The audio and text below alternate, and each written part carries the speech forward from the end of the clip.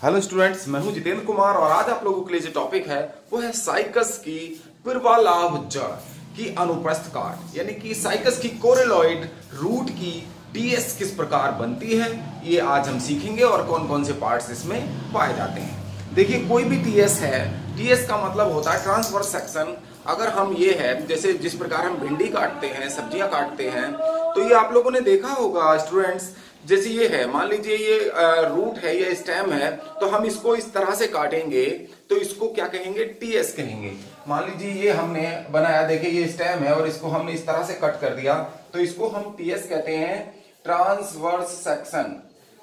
Transverse section अनुप्रस्थ काट इसको कहा जाता है, इसको हम अनुप्रस्थ काट कहते हैं।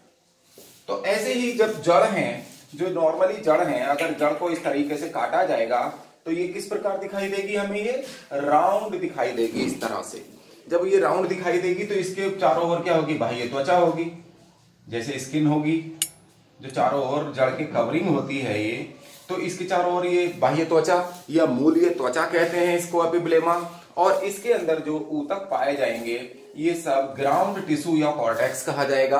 और इसी कॉर्टेक्स में क्या होते हैं? वैस्कुलर बंडल्स होते हैं। जाइलम और फ्लोएम की क्या होती हैं? नलिकाएं होती हैं, ट्यूब्स होती हैं। जैसे कि ये पेन है तो पेन के अंदर ये जो ट्यूब जैसी संरचना है, तो इस तरह से बहुत बारीक बारीक क्या होती है? बहुत सारी ट्यूब्स होती हैं, नलिकाएं होती हैं, जिनको हम जाइलम फ्लोएम्स या वैस्कुलर बंडल्स के नाम से जानते हैं। संवहन बंडल होते हैं और संवहन बंडल में क्या होते हैं?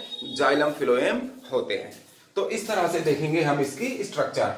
तो एक जो साइकस की जो नॉर्मल रूट है, सामान्य जड़ की बात करें तो इसके निम्नलिखित भाग होते हैं। एपिब्लेमा, जिसको मूलीय त्वचा कहते हैं, यानी बाह्य त्वचा। जो जड़ की बाह्य त्वचा होती है उसको हम एपिब्लेमा या मूलीय त्वचा कहते हैं। और इसके अंदर का ये जो रीजन है इसको कॉर्टेक्स कहते हैं।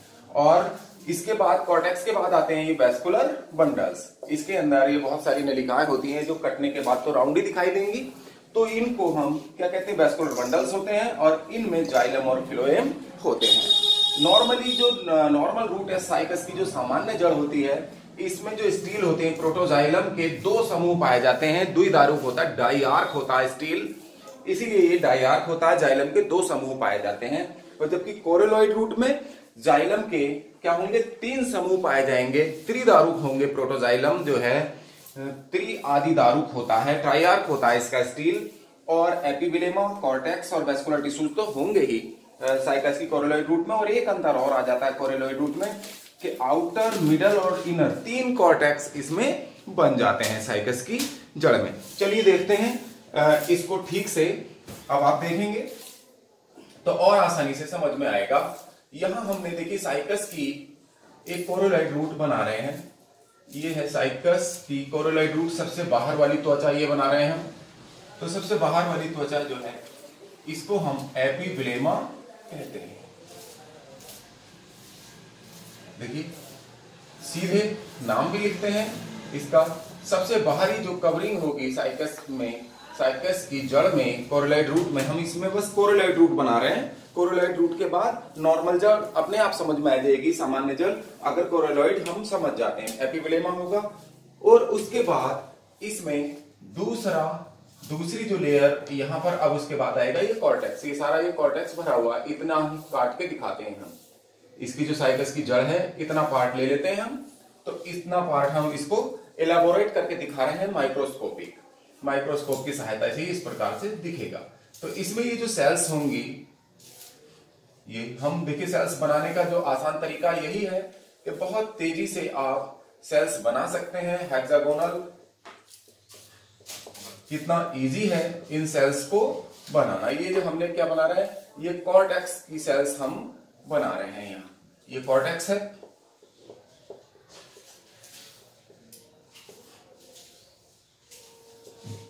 यहां कॉर्टेक्स पूरा बना देंगे।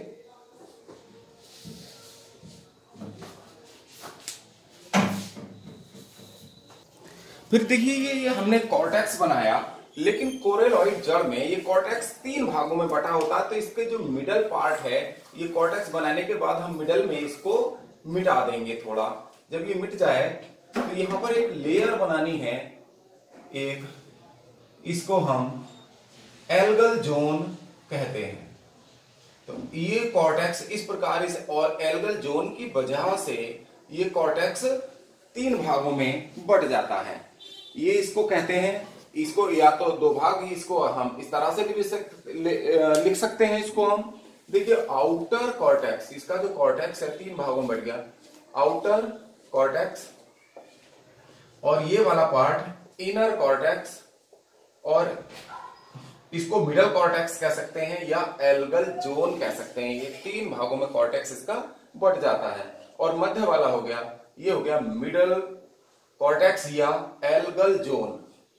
एल्गल जोन कहते हैं इसको, एल्गल जोन। और इसमें ब्लू ग्रीन एल्गी पाए जाते हैं, नीले हरे शैवाल। और नीले हरे शैवाल भी कौन कौन से पाए जाते हैं? देखिए नॉस्टॉक पाया जाता है, एनाबीना पाया जाता है, नॉस्टॉक, एनाबीना, और तीसरा है ऑसिलेटोरिया नामक शैवाल। ये तीनों ब्लू ग्रीन एल्गी इसमें उपस्थित होते हैं, इसीलिए इसको शैवाल जोन कहा जाता है, एल्गल जोन कहा जाता है, एल्गल परत है। तो इसके अंदर ये तीनों प्रकार के जो हैं शैवाल ब्लू ग्रीन एल्गी उपस्थित होते हैं। ये हमने ब्लू ग्रीन एल्गी इसमें एल्गल जोन में दिखा दिए हैं। इस प्रकार आप दिखा देंगे एल्गल जोन, तो एल्गल जोन में ब्लू ग्रीन एल्गी होंगे, नॉस्टॉक, एनाबीना और ऑसिलेटोरिया। और इनका काम होता है नाइट्रोजन फिक्सिंग करना, यानी कि नाइट्रोजन स्थिरीकरण का काम ये शैवाल करते हैं, N2 फिक्सिंग का काम करते हैं। इसके अलावा कुछ बैक्टीरिया भी इस परत में पाए जाते हैं, स्यूडोमोनास और एजोटोबैक्टर नामक बैक्टीरिया भी इसमें पाए जाते हैं। कुछ बैक्टीरिया भी होते हैं इसके अतिरिक्त, जिसका नाम है स्यूडोमोनास और एजेटोबैक्टर। ये 2 बैक्टीरिया भी इस परत में पाए जाते हैं, लेकिन मेनली इसको एल्गल जोन ही कहा जाता है, क्योंकि मेनली नॉस्टॉक, एनाबीना और ऑसिलेटोरिया पाए जाते हैं। ऑसिलेटोरिया और इनका काम है नाइट्रोजन फिक्सिंग करने का। उसके बाद देखिएगा अगली परत, उसके बाद तीसरा, इसमें सबसे नीचे क्या होगा? पेरिसाइकिल होगा, यानी कि एंडोडर्मिस होगी। यहां देखेंगे ये जो हमने बनाया ये पार्ट, ये वेस्कुलर बंडल आ गया स्टील। तो इसके अंदर जब इसको हम राउंड करके बनाते हैं तो ये पार्ट हो जाता है हमारा एंडोडर्मिस, यानी इनर कॉर्टेक्स जहां पर समाप्त होती है, तो इसको हम एंडोडर्मिस कहते हैं, अंतस त्वचा कहा जाता है। और अंतस त्वचा के ठीक नीचे ये पूरा पेरिसाइकिल होता है, इस पार्ट को हम पेरिसाइकिल कहते हैं। और इसमें जो जाइलम है, जाइलम जो वाहिकाएं हैं, ये कैसा होता है? ट्राई आर्क होता है, यानी कि 3 ग्रुप पाए जाते हैं प्रोटोजाइलम के।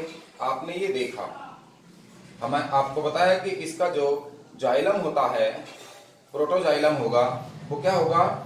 ट्राई आर्क होगा, 3 चापें होंगी। तो देखिए हमने 3 ग्रुप बना रहे हैं, 3 समूह, तो इसको हम कहेंगे ट्राई आर्क कंडीशन। तो ये जो जाइलम है, आगे के मेटाजाइलम होते हैं, पीछे प्रोटोजाइलम होते हैं छोटे वाले। तो इनको हम, तो जाइलम के 3 समूह होंगे, तो ट्राई आर्क इसमें जाइलम होगा। और इसके साथ साथ आप देखेंगे इसमें ये जो फिलोएम के पैचेज इसमें पाए जाएंगे, ये फिलोएम के पैचेज इसके अंदर उपस्थित होते हैं। तो जाइलम और फिलोएम जिसमें पाए जाएंगे उसको स्टील रंभ कहते हैं, और इस पूरे को हम क्या कहते हैं? परिरंभ कहते हैं, पेरिसाइकिल कहते हैं। तो ये फिलोएम के पैचेज अलग अलग त्रिज्याओं पर होते हैं। तो इस प्रकार का जो स्टीलर सिस्टम होता है, ये होता है रेडियल।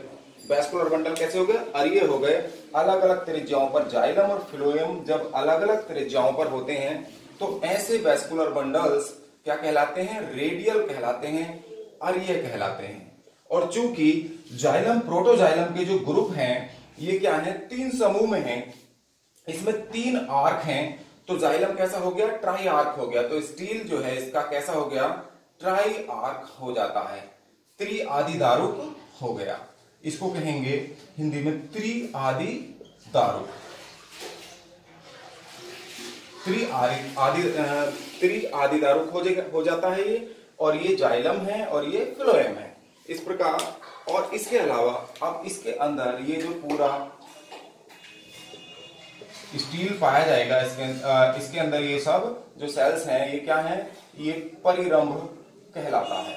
ये पूरा जो है क्या कहलाएगा, पेरिसाइकिल कहलाता है। तो इस पेरिसाइकिल की सेल्स को हम इस प्रकार पूरे में कंप्लीट कर देंगे। तो यहां देखेंगे ये वाला पार्ट ये पूरा हो गया पेरिसाइकिल, और इसके पेरिसाइकिल में परिरंभ में दो स्टील हो गया, ट्राइआर्क हो गया, और जब जाइलम और ये जाइलम है रेड वाले, ये फ्लोएम के पैचेस हैं, जब अलग अलग त्रिज्याओं पर स्थित होंगे, अलग अलग रेडियस पर, तो इन वैस्कुलर बंडल्स को क्या कहेंगे हम, रेडियल कहते हैं।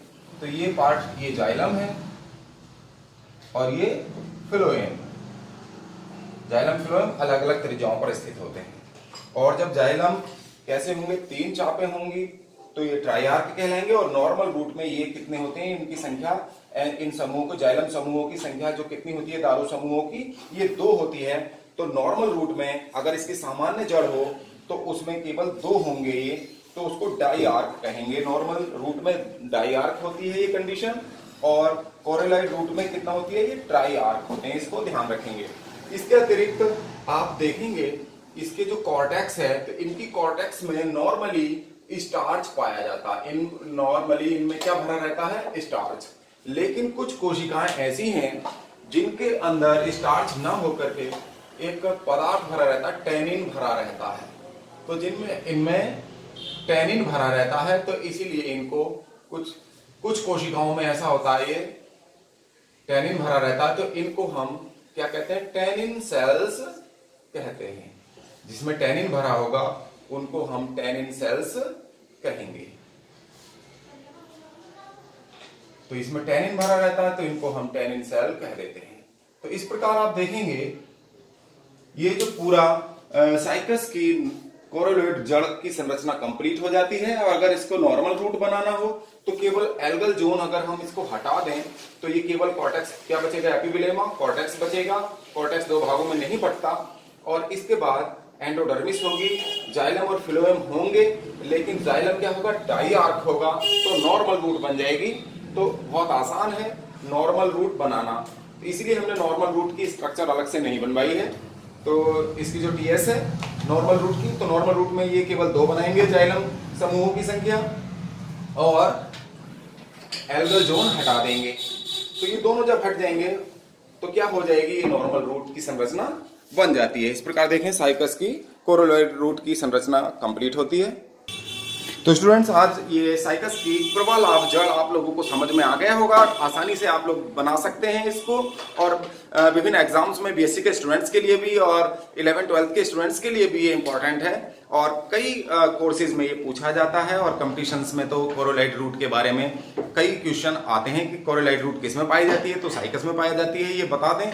और साइकस की कोरेलॉइड रूट में क्या एल्गल जोन पाई जाती है, और उसमें ब्लू ग्रीन एल्गी, नीले हरे शैवाल, नोस्टॉक, एनाबीना पाए जाते हैं। और इसके अलावा 2 बैक्टीरिया भी पाए जाते हैं, एजोटोबैक्टर और स्यूडोमोनास, उसी एल्गल जोन में उपस्थित होते हैं, यानी कोरेलॉइड रूट में उपस्थित होते हैं। और ये सब क्या करते हैं, नाइट्रोजन फिक्सिंग का काम करते हैं, और नाइट्रोजन की कमी को पूरा करते हैं। एटमॉस्फेयर की नाइट्रोजन को फिक्स करके भूमि में मिलाने का काम करते हैं। इससे पौधों को नाइट्रोजन की सप्लाई हो जाती है, नाइट्रोजन की कमी को पूरा करने का काम ये सब करते हैं ब्लू ग्रीन एल्गी और बैक्टीरिया।